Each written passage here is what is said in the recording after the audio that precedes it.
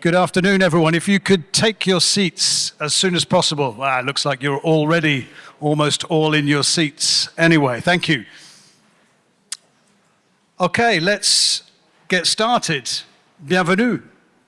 Welcome, everyone, to this FIR-PRI Awards 20th anniversary. It's kind of incredible. 20 years is a long time, and I realized as I was changing my glasses to be able to look at this piece of paper that we all get a little bit older, hopefully a little bit wiser. But it's nice to be celebrating 20 years of the FIR-PRI Awards in this fabulous, fabulous room. It almost makes me wish that I'd come to university in the Sorbonne, but they probably wouldn't have accepted me. Just a very brief introduction of myself, as I'm going to be animating, as they say, animé in French, the day's presentations, discussions, debates. My name is Hugh Wheelan, and I'm a finance journalist by background, been a long-time finance reporter for a number of newspapers in the UK and in Europe, and then specialized in sustainable finance, which is, of course, how I came to meet the people of the FIR here in Paris when I was based here. And I've been involved, actually, in the FIR-PRI Awards for quite a long time. I'm not even sure how long it's been now, but quite a few years, sometimes in French, sometimes in English. It's nice to be here doing it in English today. Maybe we'll have a little bit of French later, who knows. But I was just thinking as well about 20 years. 20 years is a kind of milestone. It's a time for reflection. And I suppose, firstly, I'd really just like to congratulate the FIR and the PRI for 20 years, for their 20 years anniversary. 20 years is a long time to be doing an event like this successfully. So maybe just a quick round of applause from everyone just to warm up the room and say it's great. I guess the second reflection I had just before we start is that you learn a hell of a lot of things in 20 years. And I suppose for many of us here, 20 to 25 years is the duration that we've been involved in sustainable finance, ESG and sustainable finance. So there's a lot that we've learned, and we'll be, I think, looking back to some of those learnings over 20 years and some of the new thinking that is happening in sustainable finance with the pitches that we're going to be today from 4 outstanding awardees of the FIR-PRI Awards over the years. And the lineup of speakers is fantastic, really top thinkers in academia. And they're going to be sharing their experience and talking about their latest focus areas of ESG research. So really looking forward to that. After that, we'll be recognizing continued excellence. So I guess continued in the sense that this is excellence in research that's been going on over many years, when we are going to be awarding the 2 universities with the most winners of the FIR-PRI Prize, going back, of course, to its launch in 2005. Before we come to that, though, of course, I think maybe just quickly before we start, it would be strange if we didn't mention that in recent years, one of the most important lessons we've learned is how complicated it is to bring about change and to bring about lasting change. I suppose that lesson is interesting because a couple of years ago, many of us here were riding the crest of the sustainable finance wave, and we'd suddenly arrived in the halls of power in Brussels when regulation was starting to happen around sustainability, ESG, and sustainable finance. And then suddenly, whack, we've been hit by this very intense backlash in the last couple of years that is making us think a lot about what we mean by sustainability and sustainable finance in a rapidly changing and difficult world. So we are at a moment of serious challenge. But I think a backlash like this teaches you as much about yourself as it does about the people that are doing the backlash. And today is a good time for thinking about that. And the roundtable discussion that we're going to be having later, hopefully, is our chance to get into as much of that discussion as possible and to have a really good debate around what is happening at the moment. And I'd really love you, as an audience, to be as involved in that as you can, to join the discussion, ask questions to our roundtablists, and really get into a proper, good debate that would reflect this room here in the Sorbonne, which I'm sure has seen a few debates over the years. Let me just flip on to the next page before I can invite people up. Hopefully I can still see it through my glasses.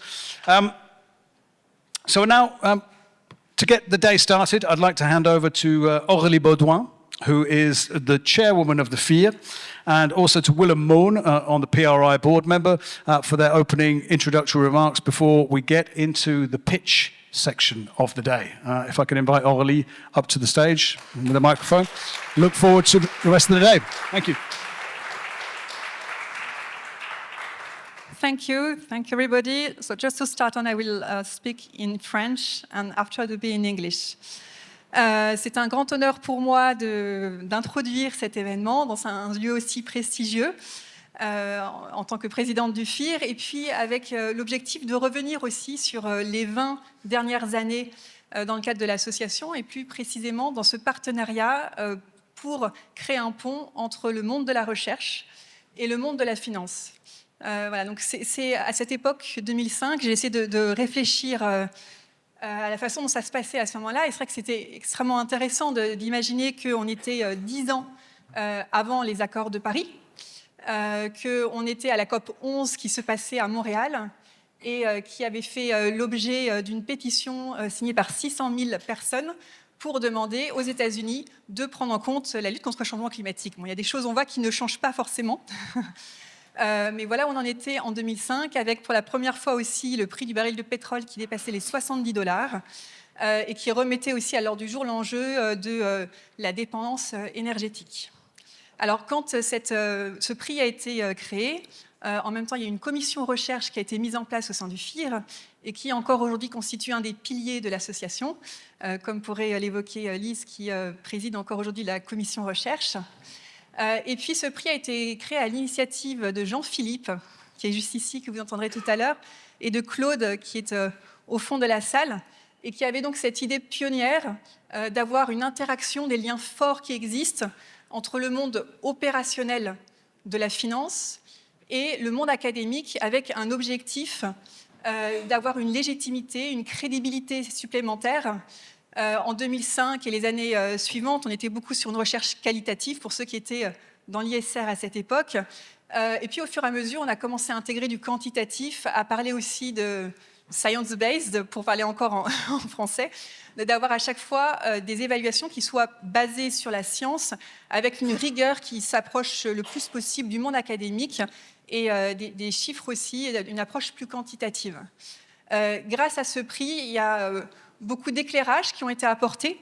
Donc moi, j'ai trouvé ça très intéressant au fur et à mesure des prix qui sont accordés pour des articles, pour des thèses, pour différents papiers, de pouvoir apporter des éclairages et également d'être une corde de rappel pour les investisseurs pour assurer quand même d'avoir une démarche qui soit robuste dans l'évaluation des entreprises et donc dans la sélection des entreprises quand on gère un fonds socialement responsable. Alors pour continuer, j'ai repris pour l'exercice un article qui avait été présenté dans Le Monde en 2005 et qui annonçait le lancement du prix. Donc je vous lis quelques extraits, je trouvais ça assez intéressant de cet article, encore une fois, qui a 20 ans. Développement durable, responsabilité sociale de l'entreprise, investissement socialement responsable, ces thèmes fleurissent depuis une dizaine d'années avec les espérances et les critiques associées à ces démarches relativement nouvelles. D'où le sujet pionnier qu'on évoquait. Espoir immense, surtout venant des jeunes générations. Alors, petit aparté, moins jeune aujourd'hui, pour ceux qui étaient jeunes en 2005, mais des jeunes générations, car la prise en compte des dimensions sociales, environnementales et éthiques dans le développement des nations et des acteurs économiques n'est plus seulement une utopie, mais un principe de réalité à l'horizon des 25 prochaines années. Donc déjà, il y avait un rendez-vous qui était pris. Je ne sais pas si tu t'en souviens, Jean-Philippe, mais on s'en rapproche des 25 prochaines années. Nous y sommes presque. Je reprends l'article. Un travail de recherche et d'information associant le monde de la finance, les professionnels du développement durable, les parties prenantes et les entreprises, aux chercheurs et au monde universitaire spécialisé en sciences économiques et en finance, doit permettre de fixer de nouvelles normes, de concevoir des systèmes de mesure et d'évaluation et de mettre au point de nouveaux instruments financiers. Donc, quelque part, il y avait déjà une feuille de route qui était tracée à cette époque avec ces 3 objectifs évoqués, les normes, les systèmes de mesure et les nouveaux instruments financiers. Et ces objectifs, on les voit encore aujourd'hui. On voit aussi ce qui a été parcouru depuis 20 ans, que ce soit sur le besoin d'un cadre réglementaire structurant. On aura l'occasion d'y revenir avec les enjeux liés à l'omnibus. Un cadre de référence et donc de taxonomie, quelque part. Et on peut en parler aussi quand on parle de backlash ESG, comme c'était évoqué précédemment. Et puis, tous les enjeux d'additionnalité et de mesurabilité qui ont fait partie aussi des développements importants sur les 20 dernières années et sur lesquels on discute encore beaucoup aujourd'hui, de méthodes d'évaluation, également d'efficacité, des différents impacts et de l'engagement. Voilà, donc cela confirme le caractère très innovant de ce prix et l'aspect assez visionnaire qu'il y avait à l'époque, et de sortir un peu des sentiers battus pour réduire les frontières qui existent entre 2 mondes qui coexistent parfois, mais qui ne se rencontrent pas si souvent que ça, le monde de la recherche et le monde de la finance. Ça a permis aussi d'aller sur des territoires qui étaient encore assez peu explorés, que ce soit sur le climat. Ça semble évident maintenant de parler d'empreinte carbone, scope 1, 2, 3, ça l'était moins il y a 20 ans, encore une fois 10 ans avant les accords de Paris, et donc la notion qui se développait d'empreinte carbone. L'enjeu de la biodiversité, on va aussi y revenir pendant cet événement, de la façon dont on peut préserver et régénérer la biodiversité. Le social, avec des thématiques liées à l'inclusion, la parité, la diversité. Et enfin le sociétal, et on va aussi en parler, il me semble, aujourd'hui, avec l'enjeu de la prise en compte des communautés locales et des populations autochtones, ainsi que l'importance de la finance solidaire. On est aujourd'hui maintenant dans une démarche qui a beaucoup avancé, beaucoup plus basée sur la science quand on parle de trajectoire, par exemple, de décarbonation. On voit qu'on a encore beaucoup d'enjeux devant nous quand on parle de la biodiversité ou des thématiques sociales qui sont encore moins explorées aujourd'hui. Et puis, aujourd'hui, nous sommes tous réunis pour pouvoir écouter les différents chercheurs qui vont intervenir et qui vont de nouveau nous éclairer sur les nouvelles pistes que l'on peut utiliser pour pouvoir à la fois évaluer les entreprises, leurs impacts, mais aussi s'assurer qu'il y ait une bonne adéquation entre l'offre que nous développons et les attentes des épargnants particuliers, parce que ça fait partie des nouveaux enjeux de pouvoir associer la plupart des investisseurs et l'épargne particulière. Je vais laisser la parole à mon collègue des PRI. I will give you the floor. Thank you, everybody.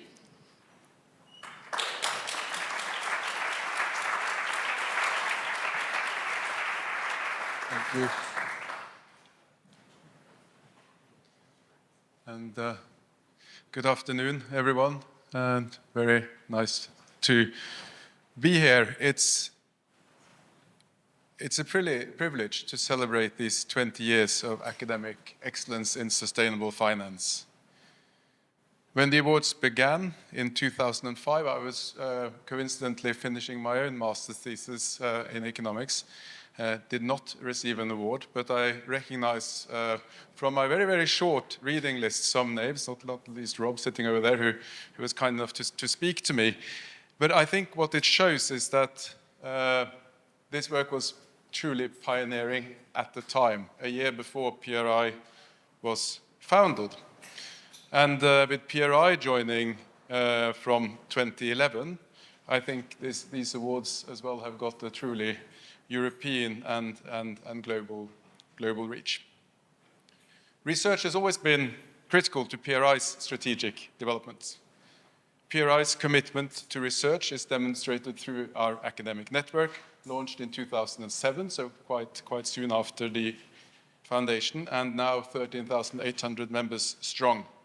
And that academic network is important because it bridges research insights and investment practices through 3 mechanisms. It's the convening with the public lecture series with, for example, ECGI, and integrating academic speakers into our global PRI in person, next up in Sao Paulo. And I have to say, I've been to a few, and The academic sessions are normally among the highlights, so I look forward to that. It's curating through academic blogs and with PRI's investment database, providing that evidence for sustainable finance on how it plays a role in fund management and financial decision-making. Very practical point. And it's collaborating through grant-funded academic research like the Reynolds and Gifford PRI grant, focusing on EMD financing, but also providing academics access to PRI's extensive data on responsible investment practices, which I see is very often quoted, certainly in the introductory sections to papers. And I don't think we should underestimate the importance of research at this point. In today's environment, with unprecedented transitions and mounting sustainability challenges, we need sustainable finance research more than ever. At MBIM, where I work, we see academic research as essential for navigating market complexities, build knowledge, and improve the functioning of markets. How do we price long-term risks like climate or nature? What drives effective stewardship? How do we measure real-world impacts? And what are our contributions?